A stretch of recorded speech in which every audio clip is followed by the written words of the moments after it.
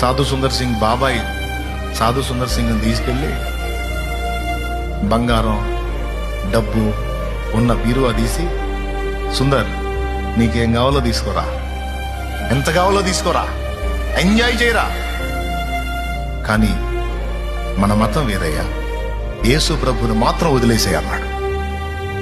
సుందర్ సింగ్ ఏం చెప్పాడో తెలుసా? బాబాయ్ ఇవన్నీ ఎన్ని కలిపిన ఆయనతో సాటి రావు బాబాయ్. నన్ను దర్శించాడు బాబాయ్, నాకు కనబడ్డాడు, నేను చూశాను. నా గదిలో ప్రకాశమానమైన వెలుగును చూచాను, ఆ వెలుగులో నేను యేసును చూశాను. అమ్మ చనిపోయి ఆ బాధ తట్టుకోలేక, అమ్మ ఎడబాటును సహించలేక తెల్లవారుజాము 3 ట్రైన్ ఉంది. దేవుడు అనేవాడు ఉంటే నాకు కనబడాలి, కనబడకపోతే నేను రైలు కింద తలబెడతానని ఆ రాత్రి అనుకున్నాను బాబాయ్. నేను ఆ రాత్రి ఇంకా ట్రైన్ రాబోతుందనంగా ఆయన నాకు కనబడ్డాడు.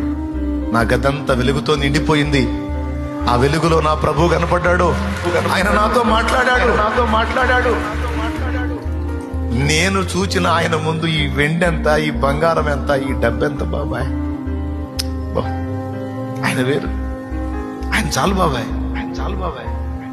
తన అన్న దగ్గరికి వెళ్ళి వాడికి పిచ్చెక్కింది, వాడికి మెంటల్ ఎక్కింది, వాడు మారుడు.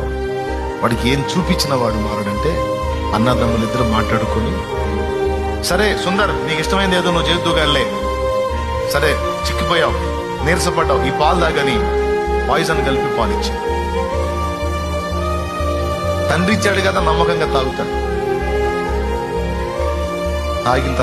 మొత్తం తాగిన తర్వాత చెప్తాడు, మెడబట్టుకొని బయటికి నెట్టి, రోడ్డు మీదకి నెట్టి, పోయి ఎక్కడో అనాథ శవంలాగా అయిపోరా, చావుకో, నీకు విషం ఇచ్చా, నువ్వు తాగిన పాలలో విషం కలిపా, చస్తావురా కాసేపట్లో, నువ్వు చావుకో అని ఎడతాడు. కన్న తండ్రి విషం ఇచ్చాడు అంటే అంత దారుణమైన విషయం అండి.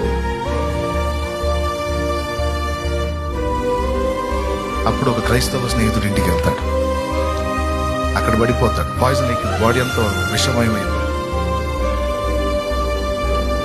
ఆ క్రైస్తవ స్నేహితుడు ఆ బెడ్ దగ్గర మోకాళ్ళుని ప్రార్థన చేస్తాడు, సుందర్ని బ్రతికించు ప్రభువా. ఆయన ప్రార్థన ఆలకించి ఎక్కిన విషమంతా విరిగిపోయింది. బ్రతుకుతాడు. బ్రతికి టిబెట్ ప్రాంతానికి వెళ్ళి సేవ చేశాడు, చాలా మందికి సువార్త ప్రకటించాడు. ఆంధ్ర రాష్ట్రంలో కూడా కొన్ని ప్రాంతాలు తిరిగి ప్రకటించాడు సాధు సుందర్ సింగ్ గారు.